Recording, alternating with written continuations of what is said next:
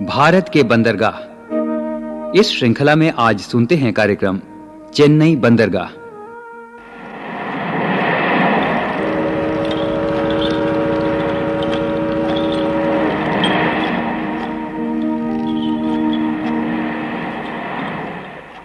सोनू बेटा, कहाँ हो?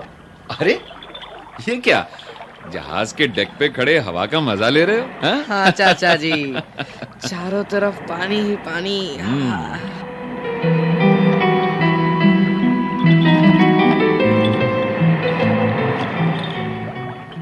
मजा आ रहा है ना? चाचा जी, अब हमारा अगला पड़ाव कहाँ होगा? बेटा, हमारा अगला पड़ाव होगा चेन्नई में। चेन्नई? भैया की मोटरसाइकिल भी वहीं की बनी है ना? हाँ, वहीं की बनी है। बेटा, चेन्नई हमारा जहाज बस कुछ ही देर में पहुंच जाएगा। चाचा जी, चेन्नई के बारे में थोड़ा सा बताइए ना। क्यों नहीं? देखो सोनू बेटा, चेन्नई तमिलनाडु का एक महत्वपूर्ण और ऐतिहासिक पत्तन है। अच्छा। और साथ ही साथ ये एक बहुत बड़ा महानगर भी है। यहाँ ऑटोमोबाइल और उनके पुर्जों के कई कारखाने हैं। अच्छा। यहाँ का पत्तन बहुत महत्वपूर्ण और ऐतिहासिक पत्तन है।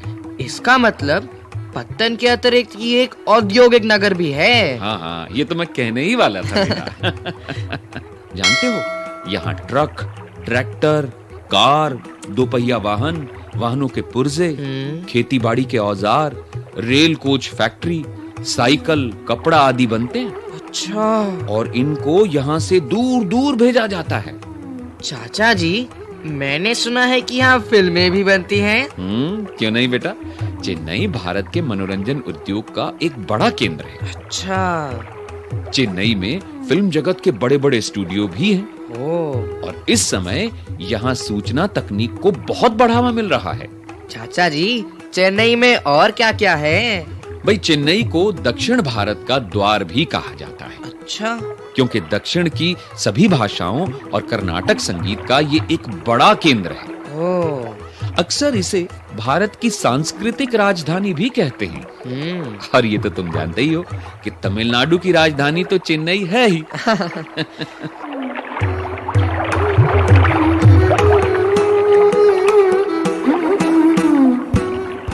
लेकिन प्रश्न ये है कि चेन्नई का पत्तन बना कैसे?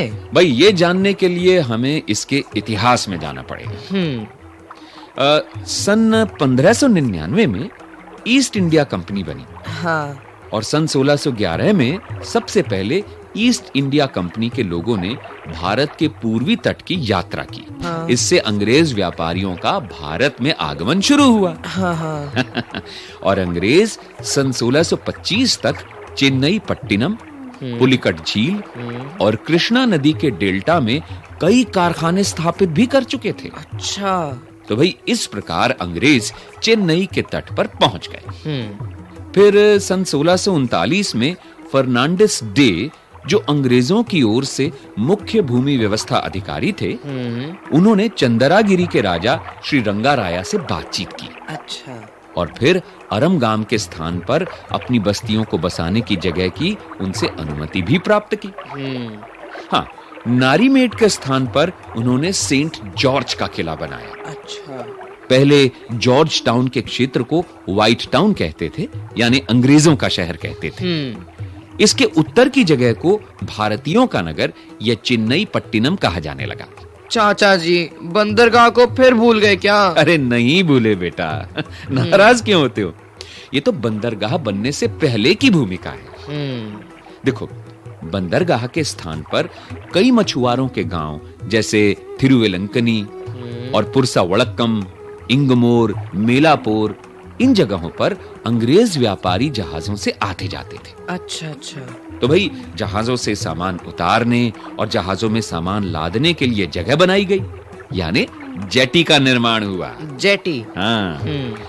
बंदरगाह के विकास में फिर काफी तेजी आ गई। उससे आसपास के 16 गांवों को मिलाकर सन 1878 में मद्रास नगर बना। मद्रास? हाँ। आयात, निर्यात और व्यापार के लिए जॉर्ज टाउन के उत्तर पूर्व में 1896 में पोताश्रय बनाया गया। तो पोताश्रय से उत्तर, पश्चिम और दक्षिण की ओर चौड़ी-चौड़ी सड़कें बनाई गई। तो इस प्रकार धीरे-धीरे चेन्नई पोर्ट विकसित हुआ। चाचा जी, मद्रास चेन्नई का ही पुराना नाम है ना? हाँ बेटा, चेन्नई को पहले मद्रास पट्टिनम कहते थे। जैसे मैंने पहले कहा, यहाँ पहले मछुआरों की बस्तियां थी। कुछ आज भी मौजूद है। अच्छा। इस बंदरगाह की विशेषता ये है सोनू कि प्राकृतिक रूप से यहाँ पर जहाजों को ठहराने की व्यवस्था नहीं थी। तो फिर क्या उपाय किया गया? इसके लिए समुद्र में एक दीवार बना दी गई। हाँ, ताकि चक्रवात, तूफान आदि आपदाओं से बचाव हो सके। समुद्र में दीवार? हाँ बेटा, दीवार को इसलिए बनाया गया ताकि जहाजों को समुद्र की तेज लहरों से सुरक्षित रखा जा सके। ओह, तो इसका मतलब ये हुआ कि चेन्नई पत्तन मानव निर्मित है। अरे वाह वाह, तुम तो एकदम ठीक समझे। हाँ? समझदार हो गए हो, शाबाश। देखो बेटा, चेन्नई भारत के पूर्वी तट पर एक बहुत पुराना और मानव निर्मित पत्तन है। मुंबई के बाद ये भारत का दूसरा बड़ा पोर्ट है। अच्छा। हाँ, सन 1921 में बॉम्बे, जिसे आज हम मुंबई कहते हैं, कलकत्ता, जिसे आज हम कोलकाता कहते हैं, और मद्रास, जिसे आज हम चेन्नई कहते हैं, इन तीनों पत्तनों को बड़ी श्रेणी के पत्तनों में रखा गया था। बड़ी श्रेणी के पत्तन किसे कहते हैं चाचा जी? मैं बताता हूँ भाई। बड़ी श्रेणी के पत्तन वो कहलाते हैं जो 4000 टन या उससे अधिक माल को समुद्र के रास्ते से लाने ले जाने की क्षमता रखते हैं।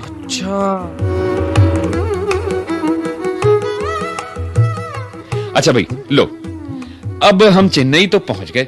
हाँ। अब जरा जहाज से उतरते हैं और बंदरगाह के कामों को देखते हुए आगे निकलते हैं। आओ आओ।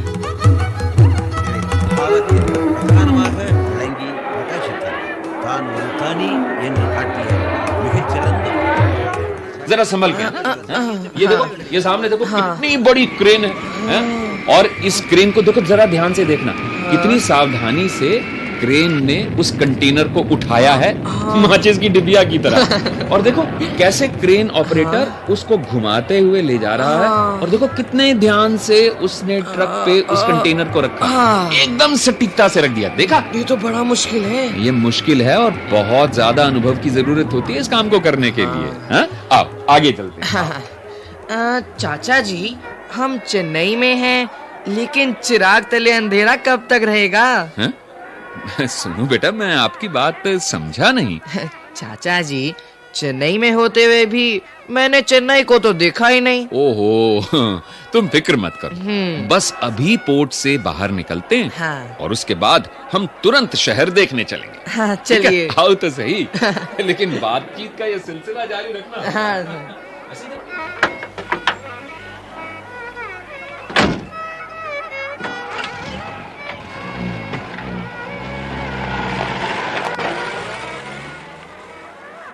अरे वो देखो, वो सामने क्या है? देखो देखो। अरे किला।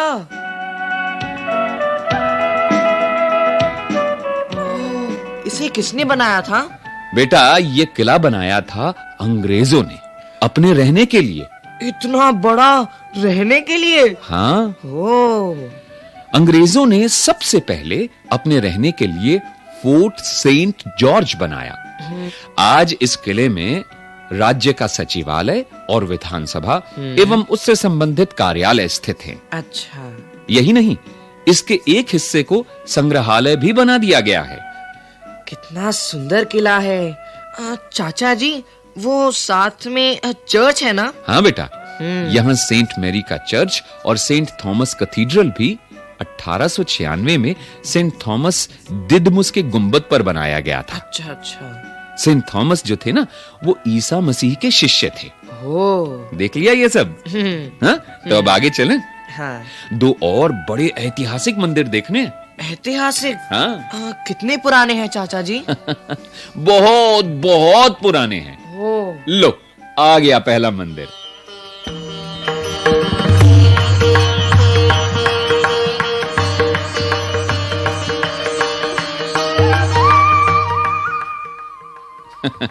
तीर पेलिकन का एरिया है ये। वो देखो सामने श्री पार्थसारथी का मंदिर है।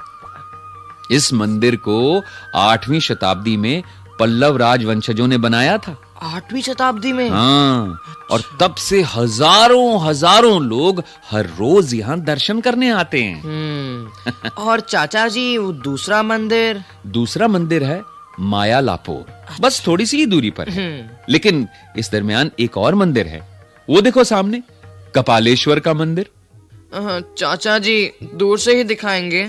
नहीं बेटा, दर्शन भी करवाएंगे। हाँ। आओ मंदिर के आंगन में चलते हैं। पहले तुम दर्शन कर लो। हाँ। आओ बेटा। इस मंदिर को भी 8वीं शताब्दी में पल्लवों ने बनवाया था। अच्छा। देखो कितना सुंदर और कितना विशाल है ये मंदिर।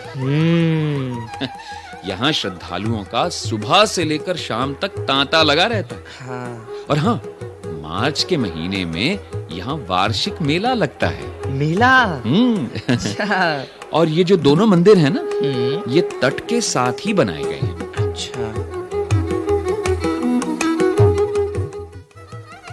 चाचा जी, पोंगल तो तमिलनाडु का बड़ा उत्सव है ना? हाँ बेटा, जनवरी में धान की कटाई के बाद आता है पोंगल का उत्सव।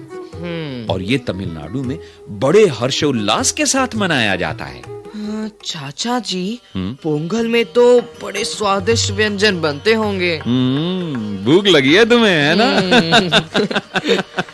बड़ी जोर से लगी है चाचा जी।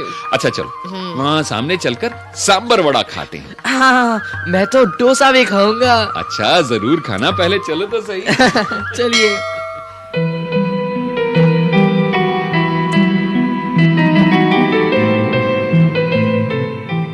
कितना मजेदार खाना था। अब पेट भर गया? हाँ चाचा जी। चलो मरीना बीच चलेंगे। हाँ, चलिए। आओ। जल्दी चलिए। आओ।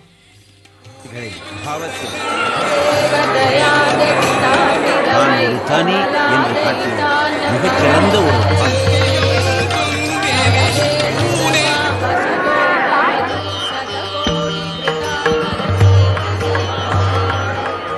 ओह, कितने सारे लोग, बाप रे। बेटा शाम होते ही बहुत लोग मरीना बीच पर घूमने आते हैं। अच्छा। जानते हो, मरीना बीच संसार में दूसरी सबसे लंबी बीच है। वाह। ये तट काफी चौड़ा और काफी लंबा भी है। अच्छा। भाई आज तो यहाँ कुछ ज्यादा ही भीड़ होनी चाहिए। वो क्यों चाचा जी? क्योंकि आज पोंगल से तीसरा दिन है। अच्छा। आज यहाँ गांवों से बड़ी संख्या में लोग आते हैं, अपने ट्रैक्टरों, मोटरसाइकिलों, कारों, टेम्पो आदि पर, या फिर पैदल ही आ जाते हैं। यहाँ कितने लोग आते हैं इसका अंदाजा लगाना बहुत मुश्किल है। वैसे लोग यहाँ खूब गाते हैं, नाचते हैं, ढोल बजाते हैं, जश्न मनाते हैं। वाह।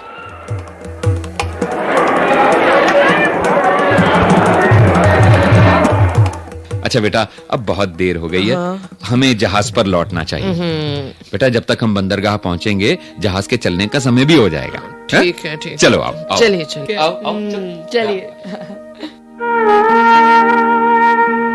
चेन्नई बंदरगाह। अभी आप सुन रहे थे ये कार्यक्रम।